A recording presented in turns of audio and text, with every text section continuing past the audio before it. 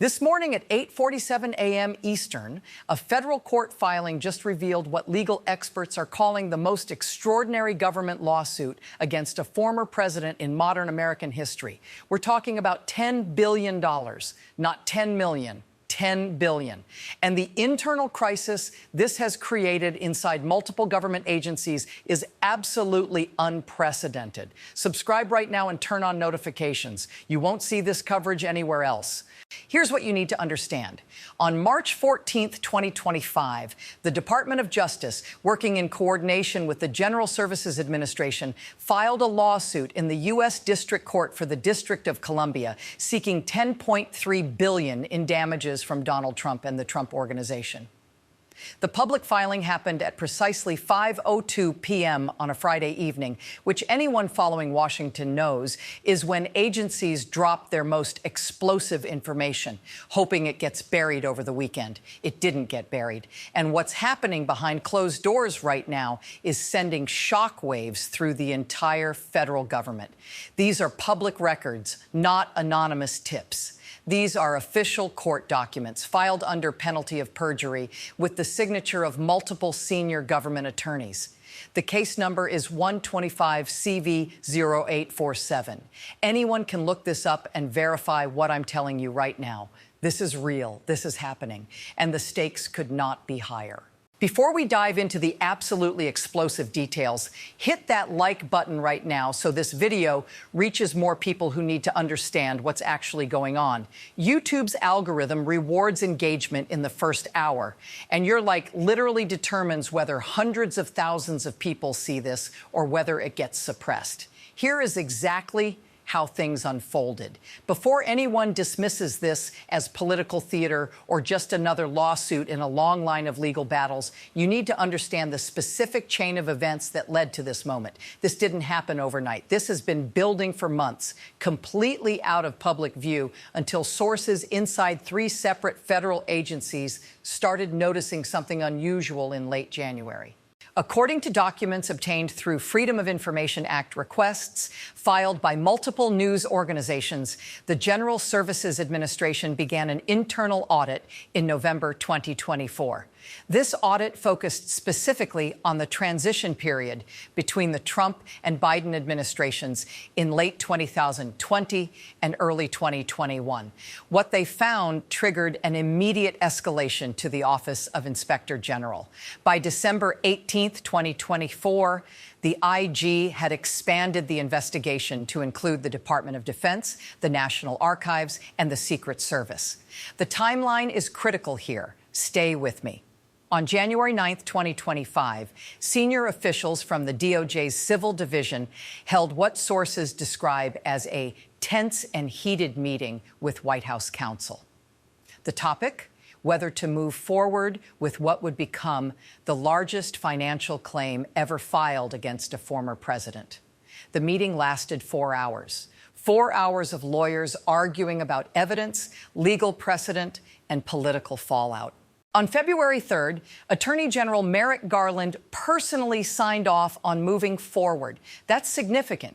Garland, who has been criticized by both sides for being either too aggressive or not aggressive enough, depending on who you ask, put his personal authorization on a case that will define his legacy. Former federal prosecutor Glenn Kirshner told MSNBC last week, and I quote, "For Garland to personally greenlight a $10 billion lawsuit tells you the evidence must be absolutely overwhelming." Let's break down what actually happened and why the government believes it has a $10 billion case. The lawsuit centers on 3 primary allegations, each one more serious than the last. First, misappropriation of government property valued at approximately $847 million. This involves equipment, furnishings, technology, and materials that were supposed to remain government property but allegedly disappeared during the transition. We're not talking about a few missing chairs or computers. According to the complaint, this includes classified communication systems, secure mobile devices issued to senior staff, furniture from the Oval Office and residence, and even artwork on loan from the Smithsonian Institution. The lawsuit alleges that despite repeated requests from the GSA starting in February 2021, these items were never returned. Here's the kicker. The complaint includes a detailed appendix listing 3,847 individual items. The GSA maintains meticulous records of every single piece of government property, down to individual pens in some cases. They have serial numbers, they have photographs, they have chain of custody documentation. This isn't vague or speculative. This is accountants and inventory specialists who spent months cross-referencing what should exist versus what actually exists. Drop a comment right now if you saw this coming, because it gets even more explosive. The second allegation involves breach of contract and what legal experts call unjust enrichment. This is where the numbers get truly staggering. The lawsuit claims that the Trump Organization received $4.2 billion in what the government characterizes as improper payments, inflated reimbursements, and unauthorized use of government resources for private business purposes during Trump's presidency. Before you think this sounds too crazy to be real, here's what makes this situation even more significant. The complaint specifically references the Presidential Transition Act and the Emoluments Clause of the Constitution. It alleges that Secret Service protection, which is mandatory and appropriate, was billed at rates that included charges for rooms at Trump properties at prices the government claims were 2 to 3 times fair market value. We're talking about $200 per night for standard rooms that normally rent for $400.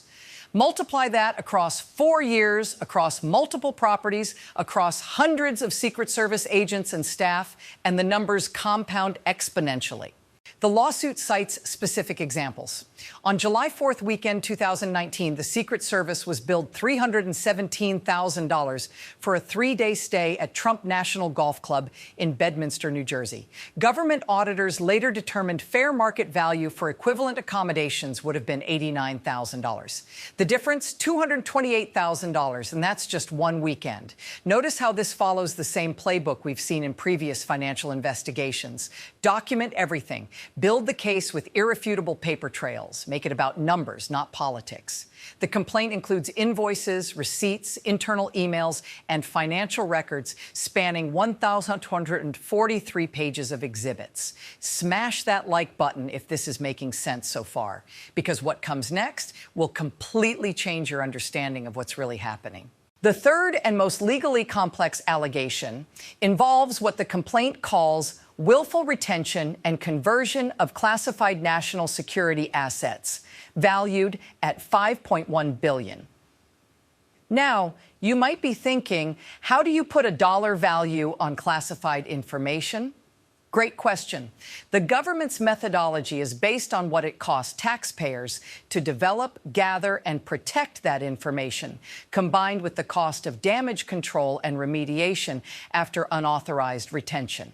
This is where sources familiar with the situation say the internal crisis really exploded. Multiple intelligence agencies had to conduct what's called a damage assessment to determine what information was retained, who might have accessed it, and what countermeasures needed to be implemented. According to former CIA operations officer John Cipher, speaking to PBS NewsHour, when classified information leaves authorized channels, you have to assume compromise. That means changing sources and methods, relocating assets, sometimes even pulling people out of dangerous situations. The cost, both in dollars and potentially in lives, can be catastrophic. The lawsuit alleges the damage assessment process alone cost $387 million and involved 1,200 personnel across 7 agencies working for 14 months. Then there's the cost of remediation, which the government claims is still ongoing and has already exceeded $2.4 billion. This just got even crazier. What's going through your mind? Comment your honest take. Here's what multiple sources are now reporting about what's happening behind closed doors. The internal crisis isn't just about the lawsuit itself. It's about the fractures this is creating within the federal government. Career civil servants at the GSA are reportedly furious that political appointees delayed the inventory audit for years. Whistleblowers at the National Archives are saying they raised red flags about missing materials as early as March 2021, but were told to wait for the right political moment. FBI agents who worked on parts of the investigation are concerned about whether evidence will be handled appropriately given the political sensitivities. And then there's the question of enforcement. If the government wins this lawsuit, which could take years to work through the courts, how exactly do you collect $10 billion from someone who claims assets, but whose actual liquidity is constantly disputed? Legal experts are already discussing asset seizure, liens on properties, garnishment of business revenue. Former U.S. Attorney Barbara McQuade told CNN the government has extraordinary collection powers when it wins judgments. They can be patient.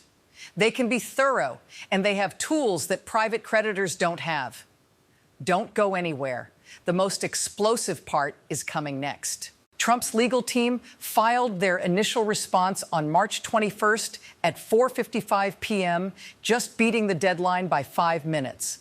The response is 847 pages long and makes several core arguments. First, that the lawsuit is politically motivated and should be dismissed on those grounds alone. Second, that the valuation methodology used by the government is fantastical, absurd, and untethered from any recognized accounting standards. Third, that presidential immunity shields Trump from civil liability for actions taken while in office. And fourth, that many of the allegations are barred by statutes of limitations. Here's what makes this situation even more significant. Legal scholars are divided on whether presidential immunity applies to civil financial claims like these. The Supreme Court has never directly ruled on this specific question. In Nixon versus Fitzgerald, the court held that presidents have absolute immunity from civil damages for official acts.